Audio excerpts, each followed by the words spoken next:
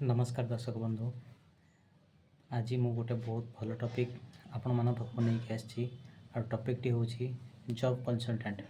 आम मैंने जिते जॉब पाउने जॉब आशा और भरोसा नहीं कि जाऊे गोटे जॉब कंसल्टेंट पाखक जॉब मांगा तो से मैंने आमको जॉब ना जहाँ भी सब कंडीशन कहती आम आखि मुझिकी हाँ कर दिए हाँ करदेला आम मान सहित गोटे बहुत बड़ स्कैम हुए। स्कैमटी कौन मु आपण मानक डिटेल रे कहूँ। दया करिकी वीडियोटी लास्ट पर्यंत देखंतु जो थे कि आपणकर उपकार हेबो आ भल ही हेबो।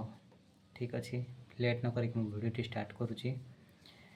फ्रेंड्स मु हूँ ओडिशा रे खोर्धा जिलार गोटे युवक। मु गत 9 वर्ष हम गुजरात रे मैन्युफैक्चरिंग कंपनी रे काम करुली। समय क्रमे मोर परिवार रे गोटे फैमिली प्रॉब्लम आसबार तो मु बाध्य होइकी सेठू जॉब छाड़ी ये ओडिशा को आसिली। ओडिशा रे जॉब खोजा को लगिली। जॉब मत बहुत मिलला किंतु आउट स्टेट रे जो बड़ी सैलरी मिले से सैलरी ओडिशा रे मिलेनी। आउ ए ओडिशार सैलरी रे मु सैटिस्फाई नथिली। से मु कहली चलो किसी असुविधा नहीं गोटे जोड़े जॉब कंसल्टेंट पाखे निजर रिज्यूम पकईक रखी जहाँद्वारा मते किसी भल जॉब जदि मिलगला ताहले मैं करंट जॉब को स्किप करनेबी। ठीक अच्छे तो फ्रेंड्स ये सब आशा और भरोसा नहीं कि मु गोटे जोड़े जॉब कंसल्टेंट पाक गली। गोटे जॉब कंसल्टेंट थिला सी मत कौन कला कहले कि आपण को प्रथम रजिस्ट्रेशन करने को पड़ो। रजिस्ट्रेशन कले आमे वर्षे पर्यंत आपण को जॉब प्रोवाइड करूँ। ठीक अच्छे जॉब प्रोवाइड करूँ आ वर्षे भितर जदि आपण को से जॉब टी भल न लगे आउ गोटे जगह आपणकर जॉब करदबू। सी मत आश्वासन देले ग्यारंटी देले टर्म एंड कंडीशन रखिले आउ मोटू 500 टंका फीस नहीं कि रसीद काटिकी देले। मो रसीद टी आपको ऊपर स्क्रीन रे देखई दूची।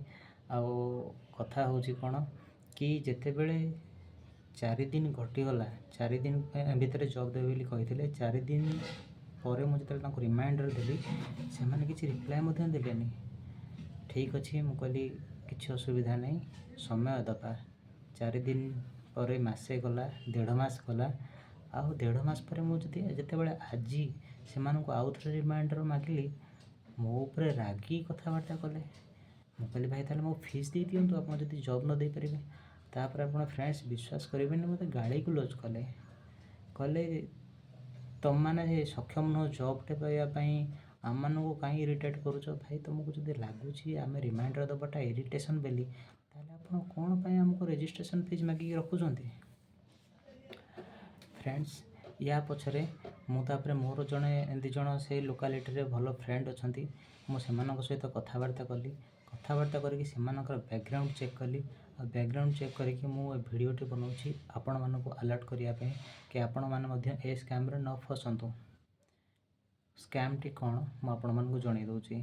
फ्रेंड्स ओडिशा रे बेरोजगारी बहुत अच्छी आ बेरोजगारी को माने रोजगार देवाई सेति कंपनी किंबा सेति संस्था नहीं सेति ऑर्गेनाइजेशन नहीं कि ओडिशा रे जतिकी भी जनसंख्या अच्छे से समस्त को रोजगार दे पारिबो। सेथिपई ओडिशार जनसाधारण कौन करुँच दिल्ली बॉम्बे सूरत गुजरात ये सब जगह को शिफ्ट होती आउ सेठी जाइए जॉब करुँच दीर्घ काल धरिकी जॉब करुँच। मुझे 9 वर्ष काल जॉब करके आसी बर्तमान फैमिली प्रॉब्लम इश्यू हेतु मुझे आसिक अच्छी ना मुझे गुजरात रे था।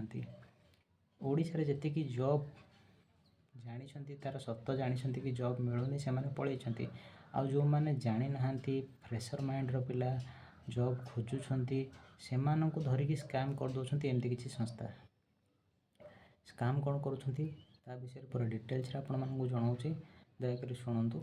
से कौन करुँच रजिस्ट्रेशन फीस ना बहुत गुड़े एम्प्लॉय को डाकिकी प्रथम रजिस्ट्रेशन कर 500 टंका लेखे फीस ने आ रजिस्ट्रेशन करदेवे। गोटे जेकोसी जगार भड़ारे रूम ऑफिस टे नहीं जाऊँच भड़ारे ऑफिस टे नेला रजिस्ट्रेशन प्रोसेस स्टार्ट कर दौरान जितेबाला 50 जन 100 जन 200 जन रजिस्ट्रेशन करने से तो पैसा देते मैंने जॉब मागे ना आ जॉब मागुंट रिमाइंडर दौरान जितेबाला एम कौन कहते बुरिया बिस्तार धरिकी आ गोटे जगह को शिफ्ट हो जाती।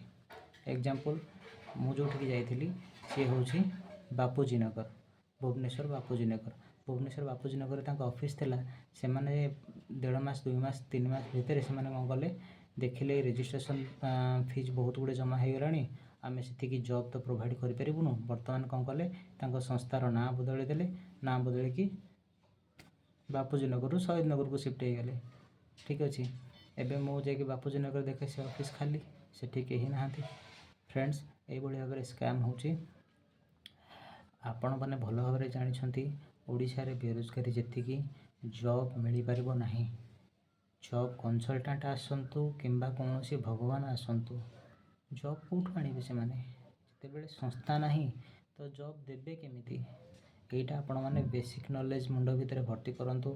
ଯେଉଁଭଳି ସ୍କାମ୍ ମୋ ସହିତ ହେଇଛି ସେଭଳି ଆପଣମାନଙ୍କ ସହିତ ନ ହେଉ, ଏଥିପାଇଁ ମୁଁ ଏ ବ୍ଲଗ୍ଟି ତିଆରି କରିଛି। ପ୍ଲିଜ୍ ପ୍ଲିଜ୍ ପ୍ଲିଜ୍ ସାବଧାନ ରୁହନ୍ତୁ, ସତର୍କ ରୁହନ୍ତୁ। ଆଉ ଆପଣଙ୍କର ଯେଉଁ ଅର୍ଜିତ ଧନ ସେଇଟା ଆପଣମାନେ ସଦୁପଯୋଗ କରନ୍ତୁ। ଏମିତି କାହାର ପ୍ରଲୋଭନରେ ଆସିକି ସେ ଜିନିଷକୁ ଆପଣ ଖର୍ଚ୍ଚ ନ କରନ୍ତୁ। ଅନ୍ୟ କାହାକୁ ଦେଇକି ନିଜେ ଖର୍ଚ୍ଚାନ୍ତ ନ ହୁଅନ୍ତୁ। ସେଥିପାଇଁ ବ୍ଲଗ୍ଟି କରିଛି। ଆଜି ପାଇଁ ଏତିକି। ପୁଣି ଦେଖା ହେବ ଆଉ କୌଣସି ବ୍ଲଗ୍ରେ। ଧନ୍ୟବାଦ। Thank you.